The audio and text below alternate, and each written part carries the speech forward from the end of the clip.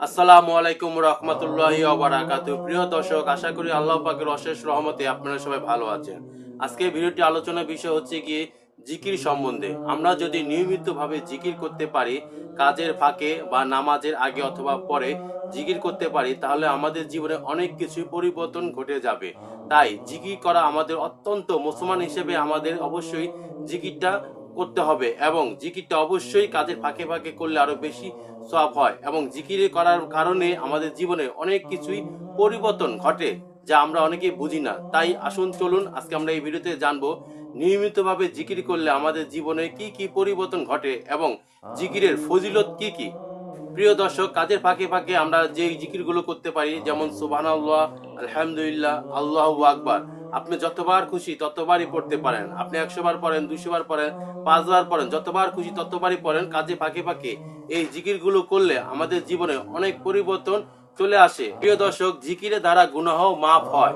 নিয়মিতভাবে জিকির করতে পারলে জীবনে যত ছোট বড় গুনাহ আছে সেই গুনাহ মাফ হয়ে যায় শুধুমাত্র জিকির করার কারণে। জিকিরের দ্বারা মহান আল্লাহ বান্দার গুনাহ মাফ করে দেন এবং পাপকে পুণ্য দিয়ে পরিবর্তন করে দেন। রাসূল পাক সাল্লাল্লাহু আলাইহি সাল্লাম বলেন, যখন কিছু মানুষ আল্লাহর জিকিরের জন্য একত্র হয় এবং আল্লাহর সন্তুষ্ট একমাত্র উদ্দেশ্য হয়, তখন আসমান থেকে একজন ফেরেশতারা ঘোষণা দেয়।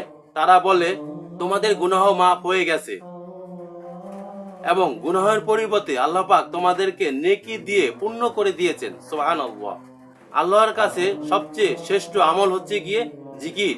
রাসূল পাক সাল্লাল্লাহু আলাইহি সাল্লাম বলেন, আমি কি তোমাদেরকে এমন একটি জিনিসের কথা বলবো যা তোমাদের সমস্ত আমলের চাইতেও শ্রেষ্ঠ? তা হচ্ছে আল্লাহ পাকের জিকির। যে ব্যক্তি সবসময় আল্লাহর জিকিরে মগ্ন থাকে, আল্লাহ পাক ওই ব্যক্তিকে অনেক ভালোবাসেন এবং আল্লাহ বলেন, আমি বান্দার সাথে ততক্ষণই থাকি যতক্ষণ বান্দা আমাকে স্মরণ করে। অর্থাৎ বান্দা যতক্ষণ আল্লাহর জিকিরে মগ্ন থাকে ততক্ষণই আল্লাহ পাক ওই বান্দার উপর রহমতের ছায়া বর্ষিত থাকে। সুতরাং আমরা সবসময় জিকিরে মগ্ন থাকবো। তাছাড়া বেশি বেশি জিকির করলে পরকালে মুক্তি মিলবে। রাসূল পাক সাল্লাল্লাহু আলাইহি সাল্লাম বলেন, যখন কোনো মানুষ আল্লাহর জিকির করে তখন ফেরেশতারা তার চারদিকে ঘিরে রাখে, তাকে নিরাপত্তা দেয় এবং তার উপর আল্লাহ পাকের রহমত নাজির হয় এবং ফেরেশতারা তার জন্য দোয়া করতে থাকে। তাছাড়া জিকির করলে কাল কিয়ামতের দিন সূর্যের তাপে মানুষ যখন অস্থির হয়ে ছোটাছুটি করবে, ছায়ার স্থানে থাকার কোনো জায়গা পাবে না, ওই ব্যক্তি পাবে। রাসূল পাক সাল্লাল্লাহু আলাইহি সাল্লাম বলেন, 7 ব্যক্তি কাল কিয়ামতের দিন জান্নাতের ছায়ার স্তরে থাকবে। তাছাড়া শয়তান মানুষকে পাপ কাজে লিপ্ত করে থাকে এবং পাপ করতে করতে আমাদের অন্তর এত পরিমাণ পাথর হয়ে যায় যে ভালো কাজ করতে আর মন চায় না।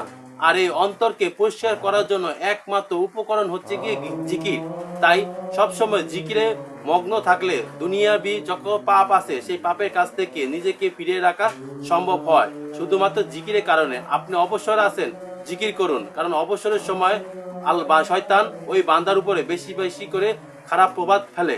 তাই ওই খারাপ প্রভাবের হাত থেকে বাঁচার জন্য বেশি বেশি করে আল্লাহর স্মরণে জিকির করুন। জিকির করলে শয়তান আপনাকে প্রভাব করতে পারবে না এবং কোনো খারাপ কাজ আপনার দ্বারা আর হবেও না। সুতরাং প্রত্যেক মুসলমানের ভাই এবং বোনদের উচিত কাজের ফাঁকে ফাঁকে এবং অবসর সময় অবশ্যই জিকিরে মগ্ন থাকা। যেমন সুবহানাল্লাহ, আলহামদুলিল্লাহ, আল্লাহু আকবার, লা ইলাহা ইল্লাল্লাহ, এই ধরনের জিকির আমরা করতে পারি। যে কোনো সময় যে কোনো পরিস্থিতিতে আমরা এই জিকিরগুলো করতে পারি। তাই প্রিয় মুসলমান ভাই ও বোনেরা, আমাদের উচিত সব সময় আল্লাহর স্মরণে জিকির করা। ভিডিওটি যদি ভালো লেগে থাকে, ভিডিওটি যদি আপনি উপকার পেয়ে থাকেন, তাহলে চ্যানেলটি সাবস্ক্রাইব করে লাইক করে দিবেন। আসসালামু আলাইকুম রহমতুল্লাহি ওয়া বারাকাতুহু।